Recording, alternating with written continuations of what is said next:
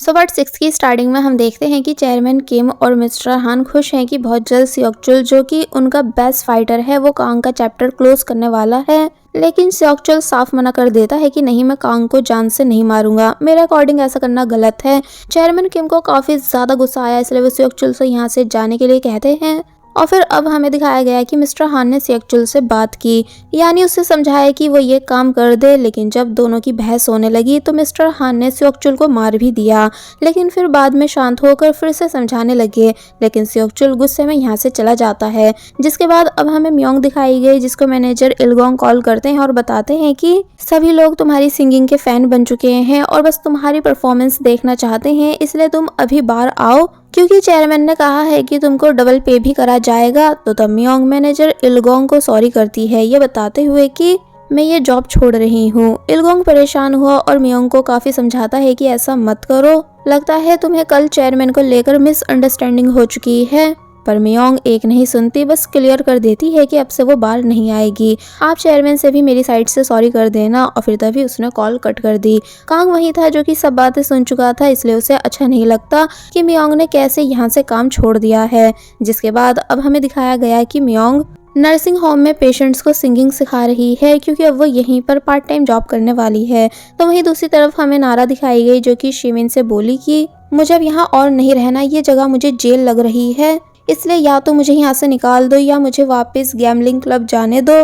तो तब शिमिन कहती है कि नहीं, तुम कहीं नहीं जाओगी। कि तभी नारा को बाल लेडी का मैसेज आया कि वो नारा का सारा लोन माफ कर रही हैं एंड अब से नारा को कोई भी परेशान नहीं करेगा। तो ये रीड कर वो शॉक रह गई। कि तभी यून का गुड डे मैसेज आया, इसलिए वो पूछती है कि क्या ये सब तुमने करा है। तो तब वो खुश होकर बताता है कि हाँ, एंड ये कुछ भी नहीं है, मैं तुम्हारे लिए सब कर सकता हूँ।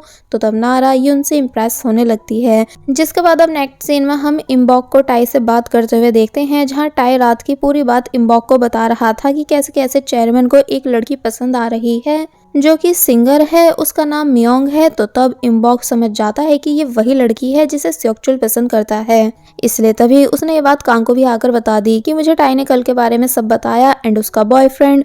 कांग पूछने लगता है कि कौन, यानी कौन है उसका बॉयफ्रेंड, क्या तुम उसको जानते हो।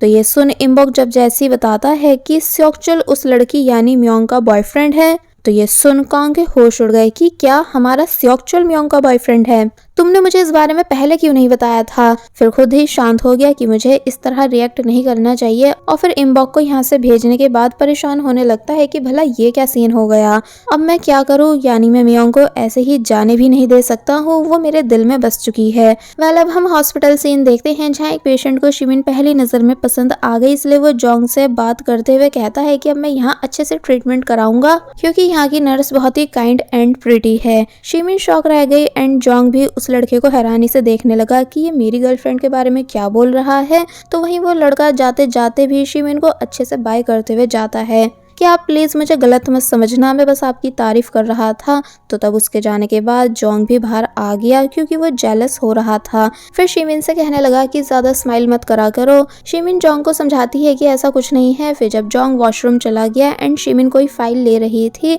तो तब यहाँ उसने जोंग की टेबल पर 2 कॉन्सर्ट की टिकट्स देख ली।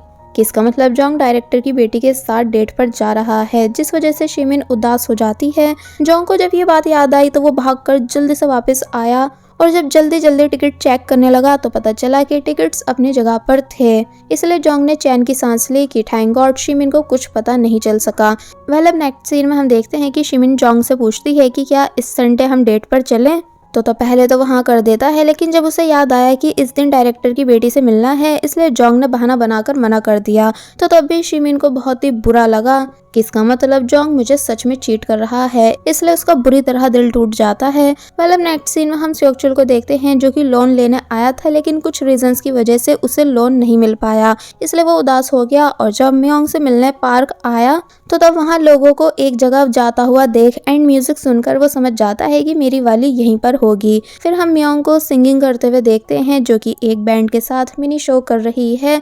उसका सॉन्ग सभी को काफी ज्यादा पसंद आ रहा था, इसलिए सियोकचुल ये देखकर खुश होने लगा और अपनी सारी टेंशन भी भूल गया। नेक्स्ट सीन में हम दोनों को साथ में देखते हैं, जहाँ म्योंग बता रही है कि मैं बार की सिंगिंग जॉब को छोड़ चुकी हूँ, इसलिए अब से ऐसे ही मिनी शोज करूंगी। सियोकचुल परेशान हुआ कि पर क्यों, क्या तुम्हें मैनेजर इलगोंग परेशान कर रहा है। मुझे सच सच बताओ कि क्या बात है, मैं सब ठीक कर दूंगा। तो तब वो कहती है कि नहीं, ऐसा कुछ नहीं है, मेरा बस वहाँ मन नहीं लग रहा है और यहाँ देखो, यहाँ सब कितना खुला खुला है, कितनी रिफ्रेशमेंट है, इसलिए मैं यहीं पर वर्क करना चाहती हूँ। तो तब सियोक्चुल मान गया और बोला कि मुझे तुम पर प्राउड है। फिर मियोंग को हक करने लगा कि सिर्फ तुम ही मेरा सुकून हो। मियोंग सियोक्चुल को किस करती है तो तब पहले तो सियोक्चुल हैरान हुआ, फिर वो भी मियोंग को किस करने लगा। दोनों साथ में बहुत खुश थे, यानी अब ये दोनों गर्लफ्रेंड बॉयफ्रेंड बन चुके हैं। लेकिन तभी हम देखते हैं कि कोई छुप कर इन दोनों की फोटोज क्लिक कर रहा है, जो कि कौन है ये हमें बाद में पता चलेगा। दूसरी तरफ हम देखते हैं कि चेयरमैन किम सियोक्चुल के फादर यानी मिस्टर पार्क से मिलने आए हैं और उनको कांग की हरकत के बारे में बता रहे हैं कि कांग मुझे कैसे अभी भी परेशान कर रहा है, आप प्लीज मेरी उससे बात करवा दो, मैं बस शांति चाहता हूँ। मिस्टर पार्क ने कॉल मिलाकर चेयरमैन किम को दी तो तब वो कांग से बोले कि मुझे तुमसे मिलकर बात करनी है।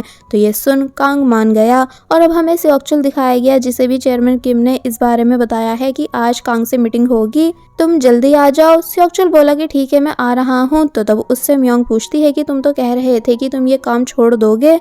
तो तब सियोक्चुल बोला कि हाँ, छोड़ने वाला हूँ, लेकिन कुछ मैटर्स सॉल्व होने के बाद।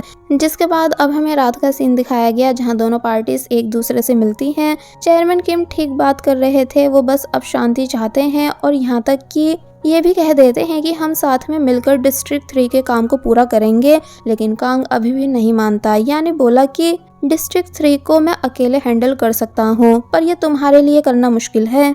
चेयरमैन किम ने फिर से समझाया कि पुरानी बातें भूल जाओ और ये ड्रिंक पियो एंड लड़ाई खत्म कर दो। पहले तो कांग ड्रिंक पी लेता है, जिस वजह से सबको लगने लगा कि सुलह हो चुकी है, लेकिन तभी कांग ने ड्रिंक निकाल दी और चेयरमैन किम पर चिल्लाने लगा कि मैं कुछ भी भूल नहीं सकता हूँ, हम दुश्मन थे और हमेशा रहेंगे जब तक कि हम में से कोई एक मर नहीं जाता। चेयरमैन किम को गुस्सा आया और वो कांग को मारने वाले थे, लेकिन कांग चाकू आगे कर देता है एंड कहता है कि भूलो मत कि मैं कितना अच्छा फाइटर हूँ। चेयरमैन शॉक थे, फिर तभी उन्होंने अपनी शर्ट फाड़ दी और बोले कि ऐसा पहली बार नहीं है कि मुझे चाकू लगेगा, इसलिए लो मारो मुझे, पर भूलना मत कि फिर तुम भी जिंदा नहीं बच पाओगे। कांग चुप खड़ा रहा, फिर सियोक्चुल बीच में आया और कांग से सब रोकने के लिए कहता है। तो तब कांग थोड़ा शांत हुआ और फिर वो अपने लोगों के साथ यहाँ से चला गया। चेयरमैन काफी ज्यादा गुस्से में थे, इसलिए वापस जाते टाइम मिस्टर हान से बोले कि जिंदगी में आज से पहले कभी मेरी इतनी इंसल्ट नहीं हुई है जितनी कि आज कांग ने करी है, इसलिए मैं इसे जान से मारकर ही दम लूंगा, क्योंकि मैं शांति चाह रहा था पर कांग मुझे शांत रहने नहीं देगा। फिर मिस्टर हान से एक ऐसा आदमी को ढूंढ के लाने के लिए बोलते हैं जो पैसों के लिए कुछ भी कर सके, यानी पैसों के लिए किसी की जान भी ले सके। जिसके बाद अब हम कांग को देखते हैं, जो कि अपने ऑफिस आ चुका था और मियोंग एंड सियोक्चुल की फोटोज देख रहा होता है कि कैसे ये इतने क्लोज हैं। इसलिए बोला कि सियोक्चुल तुम ही क्यों, यानी तुम ही क्यों मियोंग के बॉयफ्रेंड हो। और वही मिस्टर हान डोजिक के पास आए, यानी वही आदमी जो कि गैम्बलिंग में पैसे हारा हुआ है। उससे मिस्टर हान कहते हैं कि तुम्हें चेयरमैन किम ने बुलाया है। सीन कट हुआ, फिर अब नेक्स्ट डे हमें सियोक्चुल को पोएम क्लास अटेंड करते हुए दिखाया गया। क्लास के बाद उसके पास मियोंग की कॉल आई, दोनों एक दूसरे से बातें करने लगे, लेकिन ये नहीं बताते हैं कि दोनों कहाँ हैं, ये कहकर कि हम बाद में बताएंगे। लेकिन जब कॉल एंड हुई तो पता चला कि दोनों एक दूसरे के सामने थे।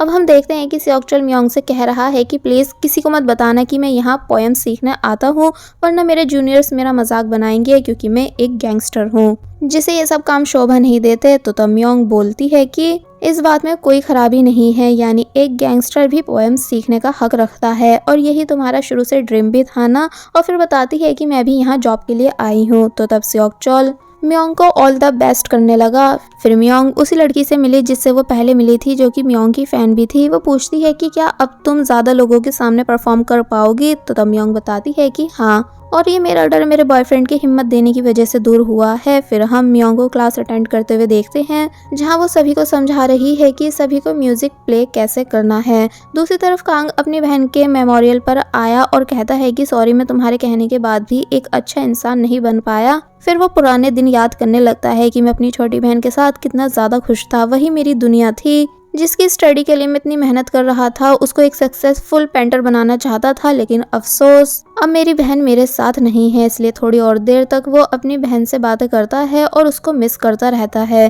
फिर अब हम शिमिन को देखते हैं, जो कि सियोक्चुल को कॉल करके बताती है कि बड़ी बहन यानी नारा घर को जेल बता रही है, इसलिए मुझे डर है कि वो फिर से भाग नहीं जाए, इसलिए हमें उसे चॉइस से मिलवाना चाहिए। तो तब सियोक्चुल इस बात के लिए मान गया। तो वही नारा ड्रीम देख रही होती है कि मैं कैसे वापस अपने घर अपने बेटे के पास आई हूँ। मॉम भी मुझे देखकर खुश थी और मेरे भाई बहन भी, लेकिन जब फादर ने मुझे देखा तो वो मेरी टांगे तोड़ने के लिए मेरे पीछे आने लगे। मैंने भागने की बहुत कोशिश की लेकिन डर के मारे मैं स्पीड बढ़ा ही नहीं पा रही थी और फिर तभी वो उड़ गई और बोली कि ये बहुत ही डेंजरस ड्रीम था। वह सेक्चुअल चोई को अम्यूजमेंट पार्क घुमाने के बहाने घर से ले आता है। फिर वो चोई को नारा के पास ले आया, जिसे देखकर नारा काफी ज्यादा खुश हुई। अब ये तीनों अम्यूजमेंट पार्क में आ गए जहाँ ये काफी ज्यादा एंजॉय कर रहे थे। साथ ही यहाँ युन भी था जो कि इनके साथ एंजॉय कर रहा होता है और फिर बाद में चोई के साथ साथ नारा को भी कॉटन कैंडी लाकर देता है, जो पहले तो नारा लेती नहीं है लेकिन सेक्चुअल के कहने के बाद ले लेती है। तो तब सेक्चुअल इन तीनों को और ज्यादा एंजॉय करने के लिए यहीं छोड़कर चला गया।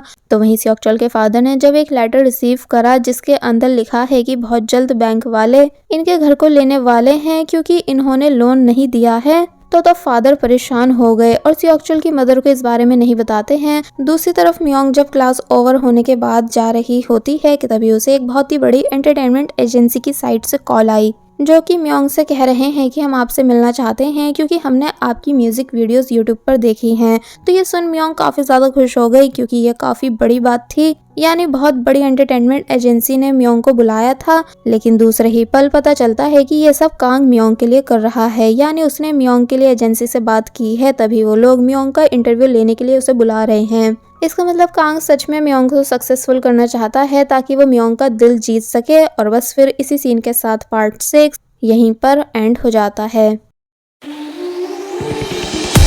There was a time when you had me falling to the ground. For next part, please subscribe my channel and hit the bell icon. Thank you. Whoa.